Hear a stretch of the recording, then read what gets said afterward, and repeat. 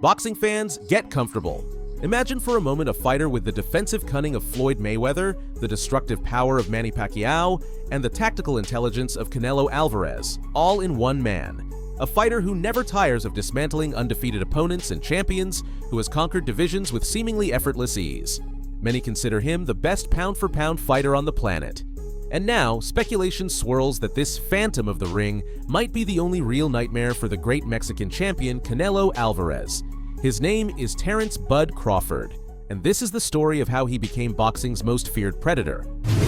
To understand the genius of Terence Crawford, we have to travel back to the night of June 28, 2014, in his hometown of Omaha, Nebraska. Crawford, then 26 years old, was defending his WBO lightweight world title for the first time. Across the ring stood a truly dangerous opponent, Cuban fighter Yuriorkis Gamboa, an Olympic gold medalist, former world champion, and undefeated in 23 fights. The stats were a mirror image. Crawford entered with a record of 23-0, 16 KOs. Gamboa, 23-0, 16 KOs. Both undefeated with the same number of wins and knockouts.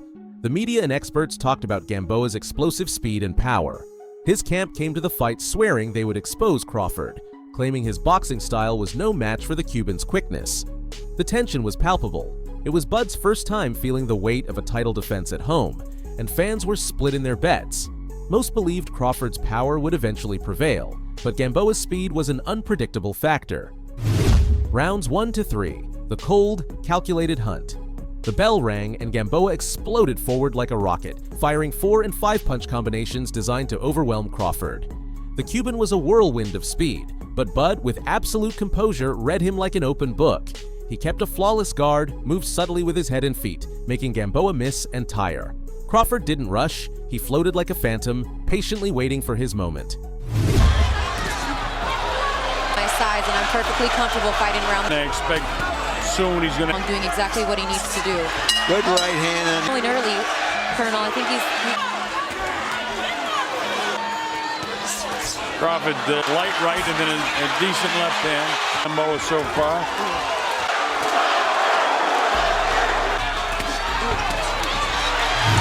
Round 4, the crack in the armor. The fight changed forever in this round. Gamboa, growing impatient, launched an attack but made a grave mistake. In an exchange, Crawford fired a surgical counter. It wasn't a wild punch but a perfectly timed straight shot that caught Gamboa clean. The Cuban collapsed to the canvas, dazed. The Omaha crowd erupted. Gamboa got up and looked at his corner with a stunned expression. It was no longer a boxing match. It had become a psychological game, one that Crawford controlled. As he does as a right-handed fighter. Well, he's not switching. He's just fighting left-handed now. Oh, he hurt him with the right hand. Yeah, he staggered him with the left hand. Rounds 5 to 8, the methodical demolition. From this moment on, Crawford became a predator. With astonishing fluidity, he switched seamlessly from orthodox to southpaw, throwing combinations with lethal precision. He dropped Gamboa 2 more times in the following rounds. Crawford's punching power was a constant threat, and the Cuban, who once was the hunter, was now only surviving. The ropes became his only refuge as Crawford punished him with body shots and hooks to the head. Ad nauseum, but he made it work for him. Yes, he did. Kind of walk thoroughly dripping off. Gamboa continues to slip, step. Colonel, he's been looking down. Oh, here's Gamboa in the process of landing some shots. Now, he dropped the whole complexion of the fight right now. There he is again, and he get hurt again. Round 9, the final punishment. In the 9th round, Crawford decided enough was enough. He chased a worn-out Gamboa to the ropes, trapped him, and unleashed a brutal flurry.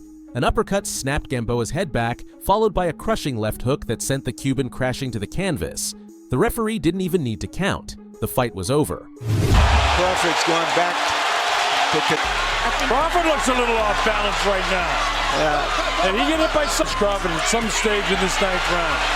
Of Gamboa, he drops him again. That's a hard knockdown in Gamboa. He keeps battling, falling forward. Uppercut, drops him again. Crawford had not only defended his title, he had proven that he could match the speed of an elite champion and demolish him with relentless power.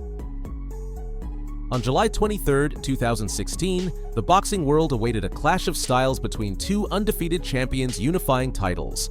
Terence Crawford, with a record of 28-0, 20 KOs, versus Viktor Postol, also 28-0, 12 KOs. Postol was a skilled boxer, a towering 140-pounder standing 5 feet 11 inches, 1.80 meters, tall, with a venomous jab that had knocked out champion Lucas Mathisi. Experts and fans expected a 12-round chess match, a test of intelligence and of how Crawford would handle the height and reach of such a formidable opponent.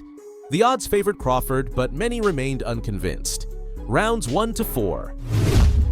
The ring chess match. The fight began as expected. Postol tried to use his height and reach to keep Crawford at bay with his jab, but Bud moved with otherworldly fluidity. He made Postol miss repeatedly, gliding side to side, cutting off the ring, and slipping out of danger. The frustration was visible on Postol's face. He couldn't crack Crawford's style. And that's what I'm thinking, Jim, so we'll see what happens. First fight, Tommy Hearns, the long, lean fighter with a big amount of action so far, but a lot of tension. Body shot for Postol with the Rayo I didn't see was war of nerves. And that's what it's been so far. That's the closest thing to a trade we've had. And by Crawford, getting aggressive again with a combination. This level, all professional sports involved. Round 5. The turning point. Crawford's dominance came into full display in this round. After slipping a combination, Crawford landed a perfectly placed left cross. Postol, who believed himself invincible, was knocked down for the first time in his career. He rose, but Crawford hunted him down and floored him again with a short left hand. The punch not only knocked him down physically, but broke his spirit. Postol's game plan had evaporated.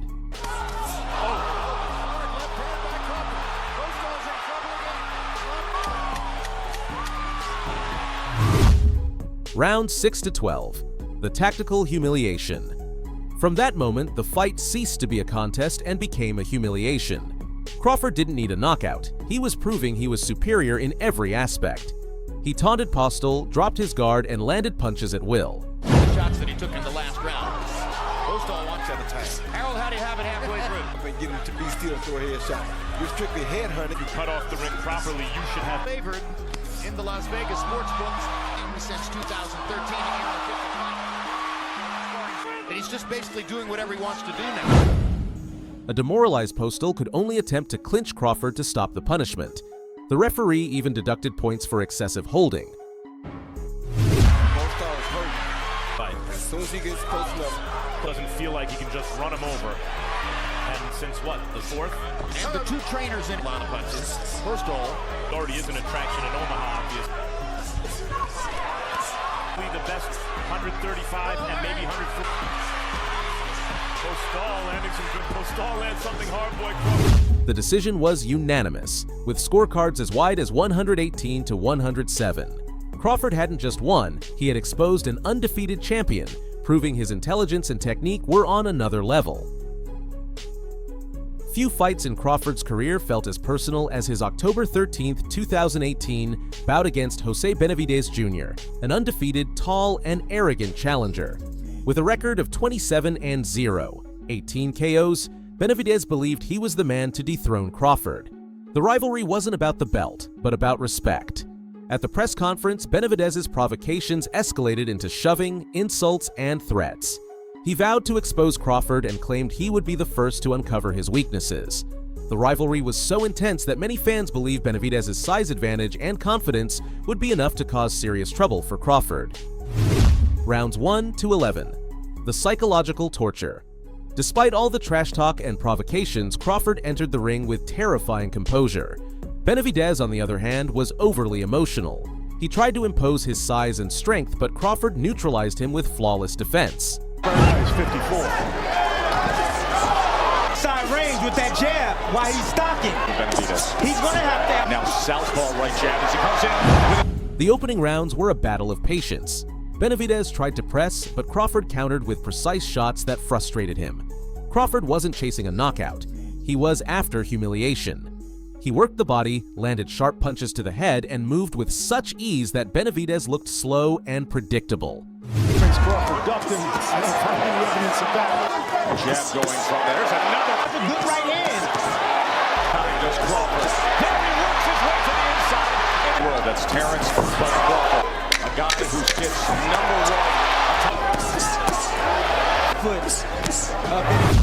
As the fight dragged on, Benavidez's face showed the punishment and desperation. Just outlanding him 93. Joe's question is that got out of range right there. Actually, it was a catch when using his jab. Round 12, the final lesson. When it seemed like the fight would go to the scorecards, Crawford decided it was time to end the show. In a sudden burst of fury, he went on the attack. With an explosive combination, he landed a left hook that pierced Benavidez's defense. The challenger crashed to the canvas in brutal fashion. He got up, dazed, but it was already over.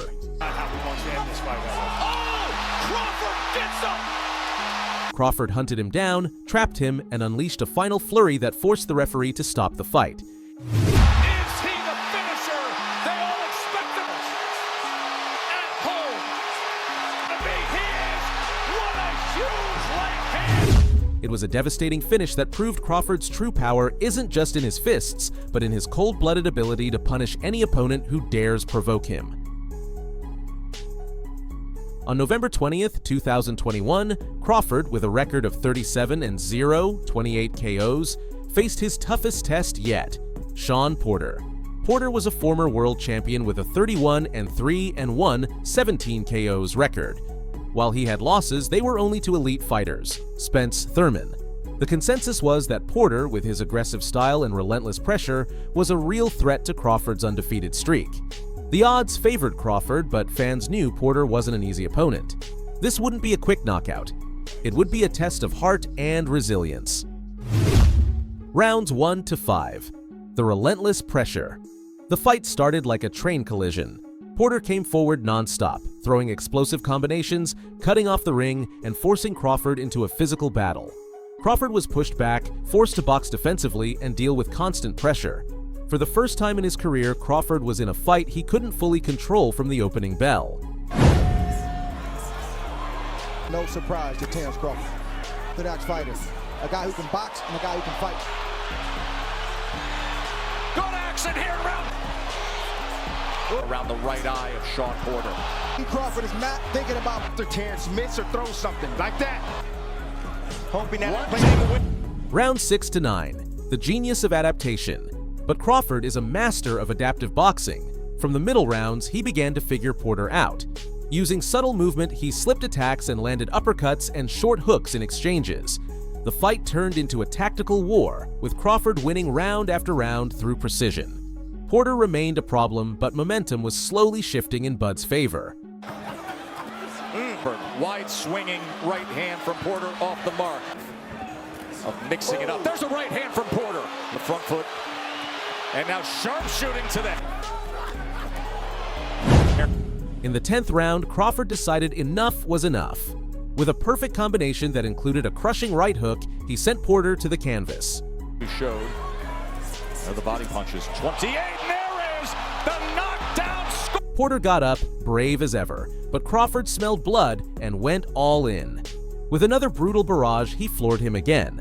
Crawford for the moment. There's the overhand right, and another combination. Seeing the punishment in Crawford's clear dominance, Porter's father and trainer made the tough decision to throw in the towel. This victory cemented Crawford's legacy. He proved he could not only dominate pure boxers, but also withstand pressure, adapt to a relentless style, and close the show with a spectacular knockout. The question everyone is asking now is whether Terence Crawford can make history once again by facing and defeating Canelo Alvarez. Crawford, who competes at 147 pounds, would have to move up 21 pounds to take on a champion at 168, a massive weight difference that seems impossible to overcome. But Crawford isn't just any boxer. His undefeated record, tactical intelligence, knockout power, and ability to adapt to any style make him the only real threat to Canelo. After everything he has proven, who dares say he doesn't have what it takes to beat Canelo? Let us know your thoughts in the comments. Is Terence Crawford the best pound-for-pound fighter in the world? See you in the next video.